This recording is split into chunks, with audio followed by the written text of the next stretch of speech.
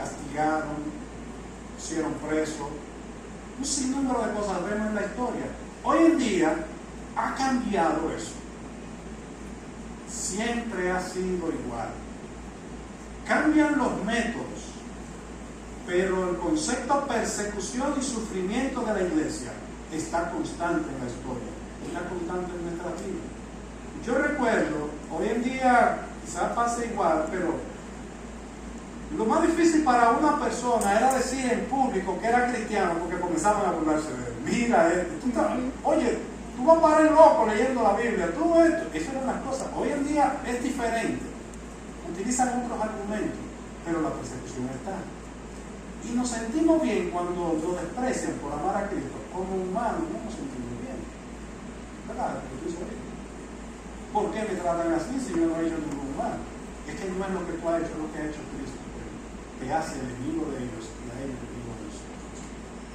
Esa es la realidad que vivimos. Y si tú enciendes el televisor y te pones a ver noticias o lees, busca cualquier método, internet mayormente ahora, te vas a dar cuenta que las naciones se están poniendo de acuerdo cada día en promulgar leyes, en crear leyes, para que desde sea legal la persecución de los cristianos. Cada vez que tú escuchas una ley que promueve movimientos como el LGTBQ y más, cada vez que hacen algo a favor de ellos, en contra de nosotros. Cada vez que hacen algo a favor del famoso movimiento feminista, va en contra de los preceptos bíblicos. En su mayoría, en cuanto al feminista, a la feminista, en la mayoría. Y así, hermano, ya estamos en un nivel que incluso nos dicen que somos mentes arcaicas. Yo recuerdo que una persona, una muchacha joven, 22 años, algo así, me preguntó que qué yo pensaba de la homosexualidad. Mi respuesta de manera automática se va a ser sustentada por lo que dice la Biblia. Yo desde que dije, mira, la Biblia me enseña, no, ahí va usted con su cosa de la Biblia, eso no, fue lo único que pude decir. Porque ya hay un repudio.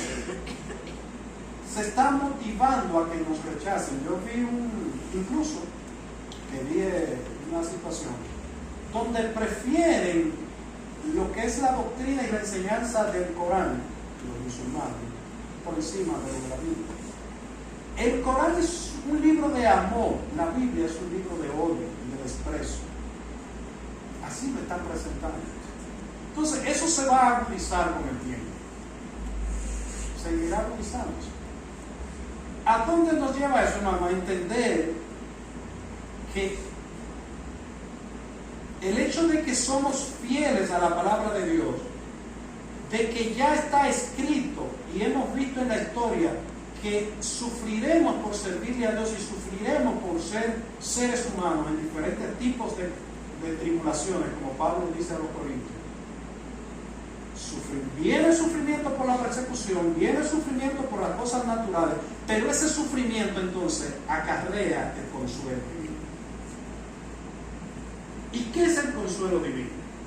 El consuelo divino que da Pablo no es una exoneración a los problemas, no es quitarnos la enfermedad, no es que si estoy por un momento de angustia ese problema va a desaparecer de una manera tal que todo se va a ir, cerré y abrí los ojos y ya pasó, se quitó todo. ¿Puede Dios hacerlo? Sí. ¿Tiene el poder, la autoridad? Claro que la tiene, eso es indudable, pero eso va a depender de su plan, de su propósito. Así es. Si Dios tiene el propósito de se va a glorificar con quitarme la enfermedad, quitarme el problema, arreglarme la situación económica, cualquier situación que esté, si Él entiende que eso va a ser de bendición en un futuro para mí y para su honra y su gloria, Él lo puede hacer cuando Él quiera y como Él quiera. De eso no hay duda. Pero si Él entiende que no, y yo me mantengo en mi posición, viene el consuelo divino a decirme: no desmayes, mantente firme, sigue fiel, confía en mí, porque yo nunca te he dejado y nunca te dejaré. Amén. Ese es el consuelo divino. Es esa paz que Jesús nos dejó. Mi paz os doy, no como la paz que el mundo da. Es una paz eterna, es una paz perfecta, es una paz que llena y tranquiliza a la más grande de nuestras inquietudes, sin tener que hacer nada indebido. Porque el mundo no da paz efímera, paz pasajera, paz engañosa. La de Cristo no es como el mundo. Esa es la paz que Dios nos ofrece. Ese es el consuelo que Pablo le dice a los corintios, que Dios le está dando. Porque Pablo recibió ese consuelo. Pablo fue consolado. Pablo entonces está consolado. Y es bueno, hermano, tomar el ejemplo de Pablo y desear que el consuelo de Dios esté en la vida de cada uno de mis hermanos. Orar y pedir a Dios por ese consuelo. Él lo va a dar, sí, pero Él dice que pidamos. Y que pidamos conforme a su voluntad. Y si su voluntad es consolarnos, mayormente Él lo hará si yo se lo pido. Pidamos, consolemos. ¿Cómo funciona entonces, como último punto, a tratar? ¿Cómo funciona ese consuelo de Dios? Para esto nosotros vamos a tomarnos un tiempo para ver la historia del profeta Elías. No la vamos a leer completa, pero vamos a ir viéndola y vamos a ir hablando sobre la historia de Elías, cómo Elías fue consolado por Dios. Nosotros nos vamos a Primera de Reyes con una mano tierna que no le reclamó, porque lo comprendió, lo entendió. Ese mismo Dios es el que está a favor de nosotros. Ese mismo Dios es el que prometió estar con nosotros por siempre, en cada momento, mientras estemos en esta tierra. Ese mismo Dios es el que dice: yo le voy a dar mi paz. No importa lo que estemos pasando, no importa qué tan difícil sea la situación económica, no importa qué tan oscuro sea el panorama, el ambiente, no importa lo que esté pasando, me están persiguiendo, lo que sea, Dios siempre nos va a consolar. Amén. Ese consuelo divino de nuestro Señor Jesucristo no nos va a sacar de la situación difícil, como hablamos. Sacó a Elías, se eliminó el problema, quitó a Jezabel del medio, mató a Acab, puso otro rey. No, todo siguió igual. Y vuelve Dios y le pregunta a Elías: ¿qué tú haces aquí? Y Elías vuelve y les expresa: hermano, antes de ponerme y desesperarme y comenzar a angustiarme, vamos a ir a donde nuestro Dios y vamos a abrirle nuestro corazón y vamos a expresarle qué es lo que sentimos, cómo nos sentimos, y a pedirle que Él nos dé fortaleza. Él no nos va a faltar. No caigamos en reclamo. Elías obedeció a Dios siempre. Tuvo su debilidad, sí, como ser humano, como lo tenemos, la tengo yo, la tienes tú, la tiene el pastor, la tiene cualquiera. Pero se mantuvo firme a Dios. Incluso uno de los grandes dolores de Elías era que el pueblo había abandonado a Dios. Vamos a sufrir por la humanidad. Vamos a querer cambiar a través del Evangelio de la humanidad, pero vamos a ir con nuestras penas ante Dios. No importa lo que sea. Pablo dice a los corintios: diversas tribulaciones, sea por persecución porque eres creyente, sea por tribulación por enfermedad, sea tribulación económica, por conflicto, por depresión, por lo que sea, un conflicto interno que tú tengas, como el salmista expresaba. ¿Por qué te angustia, alma mía? Confía en Dios. Amén. ¿Por qué? Porque Él es nuestra salvación. Amén. Y siempre podremos ir y alabarle. Amén. Cuando Elías entra a esa cueva, era mucho más sabia y confortable que la que Elías pedía. Tenemos que ser pacientes con Dios. Tenemos que aprender a confiar y esperar. Amén. Dios prometió un Salvador en Génesis 3 y duró de 3.000 a 4.000 años para enviarlo. ¿Cuándo lo envió? A su hora, a su momento, a su tiempo. Nos ha prometido que volverá por nosotros. ¿Cuándo lo va a hacer? a su hora, a su tiempo, a su momento. Amén. Nos ha prometido consuelo. ¿Cuándo lo va a hacer? A su hora, a su tiempo, en su momento. Aleluya. No debemos desesperar. No debemos angustiar, hermano. Sí, es algo que nos puede llegar, pero tenemos que saber cómo enfrentar. Y lo tenemos que enfrentar a la luz de la palabra de Dios. Salmo 103 que leímos.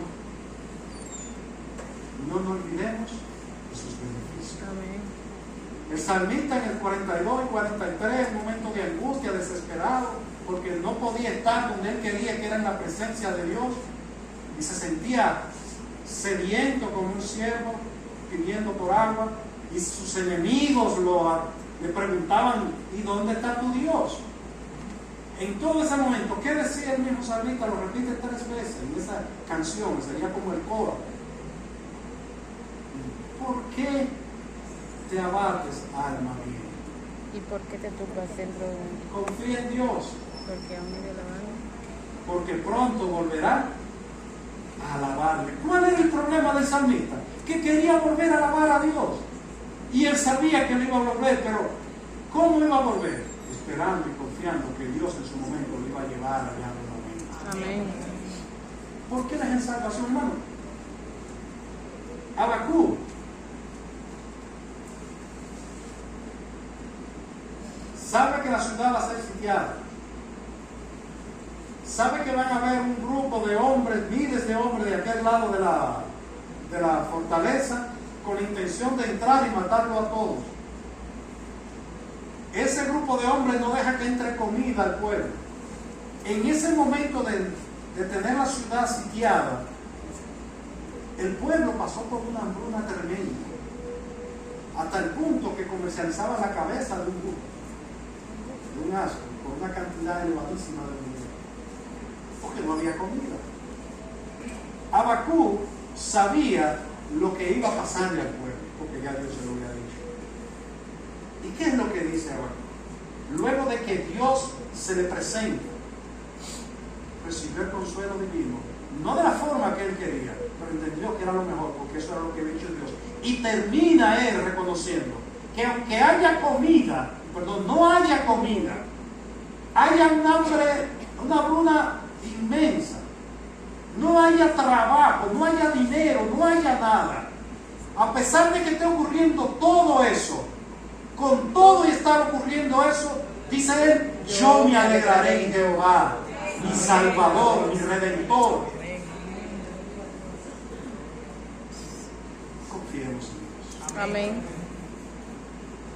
Somos diferentes a Elías, somos diferentes a Habacuc, somos diferentes a David, somos iguales, somos seres humanos, propensos a caer en depresión, propensos a sufrir angustia, propensos a tener enfermedades. Estamos propensos a todo esto. Propensos a que nos odie el mundo entero por servirle a Dios. Somos propensos a todo esto. Nuestra actitud debe ser la de me mantengo fiel a Dios, espero en Dios, tengo paciencia en Dios y esperaré a Él tal y cual como Él quiere. Amén. Me someteré a la voluntad de Dios. Hermano, eso es santidad, eso no es carnalidad. La carne nos lleva a preocuparnos y a desconfiar y a reclamarle a Dios. La santidad nos lleva a estar en paz, esperar en Dios, confiar en Dios y seguir glorificando el nombre de Dios. Amén. Todos somos hijos de Dios. Servimos al gran Rey. ¿Verdad? Pero ¿cómo es que los hijos de un gran Rey poderoso que nosotros aclamamos le van a demostrar a la gente que están desesperados, angustiados, que están decaídos, que andan con una cara de tragedia, como decimos? No, hermano, tenemos la situación encima, sí, pero confiamos en que Dios nos va a ayudar. Amén. Porque libró a Elías, libró a David, libró a Habacuc, libró a Pablo, libró a Pedro, libró a todos, que aunque sufrieron para glorificar a Dios, al final Dios tomó a Elías, ¿verdad? ¿Y qué hizo? Se se lo llevó a su presencia sin pasar por la muerte. Lo que él deseaba era la muerte. Dios le tenía algo más grande. Tú no vas a morir, tú vas a venir donde mí vivo y coleando. El plan final de Dios, por más difícil que sea para nosotros, el día 40 días caminando, 140 kilómetros a pie, en el desierto, lo cumplió porque Dios lo mandó. No se desesperó, se angustió, no negó su obediencia a Dios. ¿Qué nos toca a nosotros? ¿Qué le dice Pablo a los Corintios? Que Dios de toda gracia y consolación esté con nosotros. El Espíritu Santo fue, hermano, el que le entregó a Pablo esas escrituras. Pablo escribió pensando en los Corintios, pero el Espíritu Santo la hizo pensando en nosotros, para que hoy en día podamos leerla y podamos tenerla como recurso. Elías, hermano, sufrió por servirle a Dios. Elías se desplomó emocionalmente por servirle a Dios. Elías fue perseguido y amenazado por servirle a Dios. Elías fue consolado y restaurado por servirle a Dios. Amén. Elías fue llevado a morar en la eternidad con su Dios por servirle a Dios. Dios no lo desamparó. Mientras nosotros estemos en este mundo, estamos propensos a todo eso, pero recordemos que tenemos un Dios que se describe el nivel de consolación que Dios quiere que nosotros entendamos que Él es capaz de dar. Él hace una comparación en Isaías 66:3, dice: yo seré como una madre para ustedes. No hay cosa más angustiante que ver a un bebé llorando y tú no sabes por qué es. Pero la madre, ¿qué hace? Lo toma, lo pone en sus brazos, le comienza a buscar toda la vuelta del mundo, se lo pone aquí, lo tira para acá, lo pone para allá, lo pone al bebé, lo pone por le da golpecito, lo acaricia, le busca leche, le revisa, le hace todo. ¿A qué hora que hace eso por lo regular? La madrugada. Y la madre se esmera, no le pelee al muchacho, no, está enfocada en atender a su bebé que es frágil, que tiene algo que lo está angustiando y haciendo sentir dolor, por eso llora. Pero ella está ahí y Dios dice que así Él es con nosotros. No importa la hora ni el día, Él nos va a tomar en sus brazos para consolarnos. Tu testimonio, tu vida, tu recuerdo, te hace recordar cuántas veces tú has sido consolado. Jesús pide a Dios, cuando está orando por sus discípulos, que nos santifique en su verdad, porque su palabra es la verdad. Amén. En su palabra tenemos la consolación. Dios actuó con los cuervos, con Elías, usó a los cuervos. Hoy Él va a utilizar su palabra para consolarnos a nosotros. El pastor hablaba de que estamos estudiando la Biblia los miércoles y motivaba a los demás a venir a estudiar la palabra de Dios los miércoles. Y sé que le ha motivado a estudiarla todos los días en su casa. Hay que crecer en el conocimiento de la palabra de Dios, porque ella es que nos santifica. Hay que crecer en el conocimiento de la palabra de Dios, porque ella es que nos va a enseñar a conocer a Dios. Y en la medida que crecemos en el conocimiento de Dios, en esa misma medida crecemos en fe a Dios. Si sabes quién es Dios, cómo actúa Dios, tú tienes fe y confianza clara en Dios. Dudamos de Dios por dos razones: o por falta de conocimiento, o porque nos negamos a aceptar quién es Dios.